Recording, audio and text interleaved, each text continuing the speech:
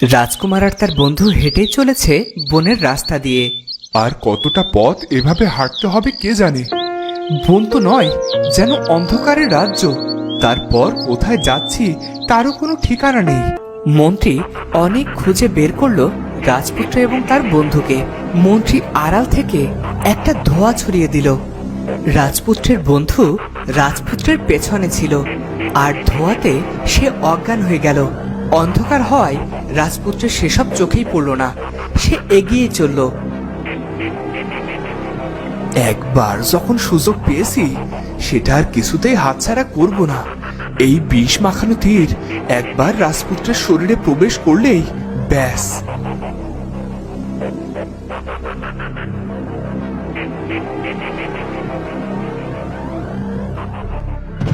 মন্ত্রী তীর ছুড়ল, আর সেটা গিয়ে বিঁধল রাজপুত্রের পিঠে। আর এটা দেখে মন্ত্রী খুশি হয়ে রাজ্যের দিকে রওনা দিল। পথের কাঁটা দূর হয়েছে, আজ থেকে সব আমার। আমার এতদিনের পরিকল্পনা সফল হয়েছে। আমাকে এভাবে পড়ে থাকলে চলবে না, আমাকে বাঁচতে হবে। বীরেরা কখনো এভাবে মাটিতে পড়ে থাকে না। রাজপুত্র এই কথা বলে ছুটতে শুরু করলো, আর ছুটতে ছুটতে সে রাজবাড়িতে পৌঁছে গেল। রাজবাড়ির সৈন্য তাকে ধরতে পারল না। খবরটা রাজার কাছেও পৌঁছে গেল। মহারাজের জয় হোক। এক গুপ্ত শত্রুর কোনো এক দস্যু আমাদের প্রাসাদে ঢুকে পড়েছে মহারাজ। আপনি অনুমতি দিলে অন্তর্মহলের সব ঘরগুলো আমি তল্লাশি করে দেখতে পারি। অনুমতি দিলাম, যাও তাকে খুঁজে বের করো আর আমার সামনে এনে হাজির করো। দস্যুর এত সাহস আমার প্রাসাদে প্রবেশ করে। রাজপুত্র আহত অবস্থায় ঢুকে পড়ল সেই টেকো রাজকন্যার ঘরে। রাজকন্যা তখন নিজের ঘরে বসেছিল। কে তুমি? এখানে এলে কেমন করে? আরে কি হয়েছে তোমার? কি চাই এখানে? জানো না বাইরের লোকের অন্দরে প্রবেশ নিষেধ? পানি, একটু পানি। হঠাৎ রাজপুত্র জ্ঞান হারালো আর মেঝেতে পড়ে গেল। রাজকন্যা ভয় পেল, কিন্তু তার দয়া হলো। তাই সে রাজপুত্রের নাকের সামনে নিজের হাত রাখলো। বেঁচে আছে, কিন্তু এটা কে? কোনো শত্রু নাকি বন্ধু? কি সুন্দর দেখতে, কিন্তু ও চিকিৎসার প্রয়োজন। রাজবৈদ্য মশাইকে ডাকবো? না না, তাহলে সবাই জেনে যাবে আমার কক্ষে পরপুরুষের পা পড়েছে। আমার বদনাম হয়ে যাবে। এমন সময় সৈন্য রাজকন্যা পরিণীতার ঘরে কড়া নাড়ল। রাজকন্যা, রাজকন্যা! আপনি এখানে এই সময়?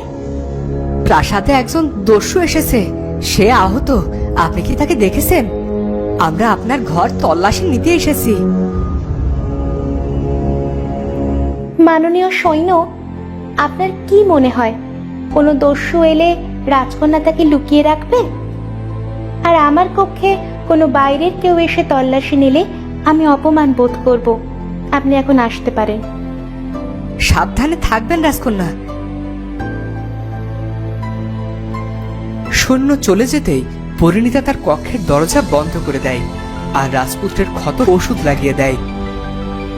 আশা করি দ্রুত সেরে যাবে, কিন্তু শুনেছি আহত বাঘ অনেক বেশি হিংস্র হয়। আমি বরং ওকে বেঁধে রাখি। কিন্তু ও যদি দস্যু হয় তাহলে আমি কি করব? সে যাই হোক, সবার আগে সে তো মানুষ। এদিকে রাজপুত্রের বন্ধুর জ্ঞান ফিরে আসে। আশেপাশে কোথাও বন্ধুকে না পেয়ে বড্ড ঘাবড়ে যায় সে। কোনো সৈন্য সাথে না এনে আমাদের বড্ড ভুল হয়েছে। এখন আমি কি করব? কোথায় যাব? কোথায় গেলে পাবো রাজপুত্রের দেখা? সে কি ঠিক আছে? আমি বরং প্রাসাদে গিয়ে দেখি, মহারাজকে খবর পাঠাই। খোদা করুন কোনো বিপদ যেন না হয়।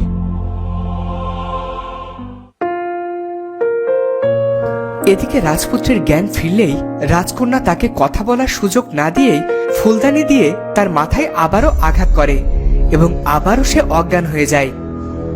পরি, পরিণীতা, পরি, খেতে এসো মা। কি ব্যাপার, তোমার ঘরের দরজা দেওয়া কেন? পরি, পরি, দরজা খোলো। হায় হায়, মা এসে গেছে। কি হবে এবার? যা হবার হবে।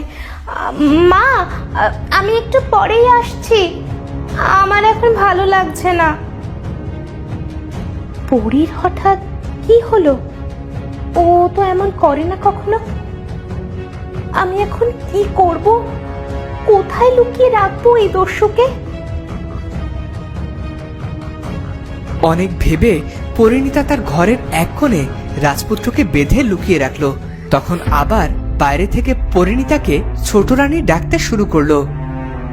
পরিমা, পরিমা, ও পরিমা, দরজা খোলো মা। পরি, এই রে, ছোট মা আবার এই সময় এখানে কেন? যাই, আমি আগে বাইরে গিয়ে দেখি। এনার তো গভীর ক্ষত, ওষুধ পড়েছে, এখন হয়তো উনি ঘুমাবেন, তবে সাবধানের মান নেই।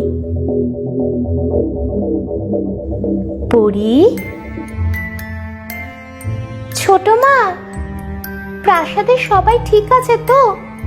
সৈন্য এসে জানালো কোনো এক দস্যু এখানে এসেছে। আমি ভয়ে দরজা আটকে বসে আছি, দরজা খুলতে সাহস পাচ্ছিলাম না। তোমাকে আগে কখনো এমন দেখিনি তো। ভয় পেও না পরিণীতা, চলো আমার সাথে। আমার বড্ড ঘুম পাচ্ছে ছোট মা, আমি একটু ঘুমিয়ে নি। কি হয়েছে তোমার? শরীর খারাপ লাগছে? রাজবৈদ্যকে খবর পাঠাবো? না ছোট মা, তেমন কিছু না, আমি এবার ঘুমোতে যাই। ঘুমানোর জন্য কক্ষের ভিতরে এসে দেখলো রাজপুত্রের জ্ঞান ফিরেছে। তখন পরিণীতা ফুলদানি হাতে নিয়ে তার সামনে দাঁড়ালো। আমার বড্ড রাগ হচ্ছে। আমাকে ওস্তাদজি কত কিছু থেকে নিজেকে রক্ষা করতে শিখিয়েছে, ছুরি, বল্লম, তীর, তলোয়ার। অথচ ওস্তাদজি আমাকে ফুলদানির আঘাত থেকে কিভাবে রক্ষা করতে হয় সেটা শেখায়নি। তবে আঘাতটা ফুলের হলে ভালো হতো না? তুমি কি সত্যিই দস্যু? তোমার মতো ছোটখাটো দস্যুর জন্য আমার ফুলদানি যথেষ্ট। তবে দরকার পড়লে তরোয়াল চালিয়েও আমি নিজেকে রক্ষা করতে পারি। তার মানে মায়াবী কন্যা অস্ত্রবিদ্যাও জানে? পরিণীতা এর আগে কখনো এমন যুবকের সাথে কথা বলেনি। তার কথাগুলো কেমন যেন ছিল, যা পরিণীতাকে আকৃষ্ট করতে শুরু করলো। আর রাজপুত্র পরিণীতার চোখের এতটাই মায়ায় পড়ল যে রাজকন্যার মাথার চুল নেই সেটা তার চোখেও পড়ল না। তুমি বড্ড বেশি কথা বলো। আমাকে বারবার কেন অজ্ঞান করতে চাচ্ছেন আপনি, সেটা কি জানতে পারি? নাকি আমাকে অজ্ঞান করে মায়াবী কন্যা আমাকে দেখার সুযোগ নিত? এইবার কিন্তু সত্যি সত্যি মারবো। এমন চোখে চোখ রেখে মরে যাওয়া স্বস্তির। আমি অজাত স্পর্শী, চাঁদের আলো ছোঁয়ালে আমার বদনাম হবে। আচ্ছা, তুমি আমাকে এখানে বেঁধে কেন রেখেছো? দস্যুকে তাহলে কি করা উচিত ছিল? লোকজন ডেকে আমাকে ধরিয়ে দিতে পারতে। আমি কোনো সাধারণ মেয়ে নই, এ রাজ্যের রাজার একমাত্র কন্যা পরিণীতা। তাই সবার যা মানায় আমাকে তা মানায় না। আপনি আহত ছিলেন, আপনার সাহায্যের প্রয়োজন ছিল, তাই সাহায্য করেছি। আশা করি আপনি এখন অনেকটাই সুস্থ। আপনি এখন যেতে পারেন। ওদিকে একটা দরজা আছে, ওখানে পাহারা নেই। রাজকন্যার মহানুভবতা, আপনার এই ঋণ আমি কোনোদিনও ভুলতে পারবো না। যদি আবারও কখনো আপনার সাথে আমার দেখা হয় তাহলে আপনার এই ঋণ শোধ করার চেষ্টা করব আমি। তখন পরিণীতা রাজপুত্রকে মুক্ত করে দেয় আর রাজপুত্র তার রাজ্যের দিকে রওনা হয়।